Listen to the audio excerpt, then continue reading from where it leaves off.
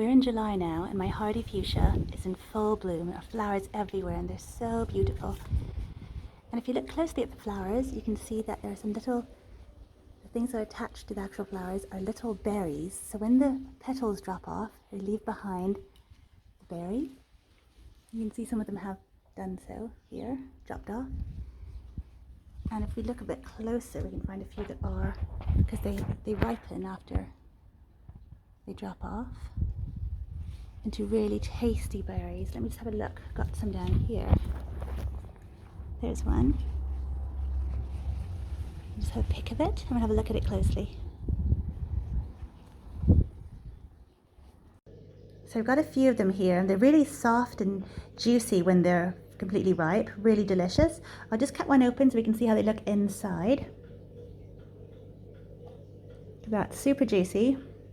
People make all kinds of things like jams and things out of them. I just like to eat them fresh. It's just an extra thing to add to the fruit bowl or the berry bowl. All the berries we grow here. It's really delicious. People say that they think they taste like kiwis or figs. It just depends on which cultivar you have. The cultivar I have, which is the really hardy one, is only a single flower one. You can get some with like double flowers, all that kind of thing. And the single flower hardy one that I have is the most prolific one. So it has the most berries and the most flowers, obviously. And they are so delicious. I don't find that they taste like figs or kiwis. I just think they're really sweet. They remind me more of grapes, but they're a little bit more, they're not as maybe as crisp or juicy or crunchy as grapes, if that makes any sense at all. They're really interesting to try. If you have, I mean, so many people have these fuchsias growing in their garden as ornamentals. I did for years without realizing you could eat them. So if you do have one out in your garden, go and try it. It's a super fun thing. All parts of the bush are edible. You can eat the leaves, eat the flowers, and of course the berries. So you can go and have a bunch.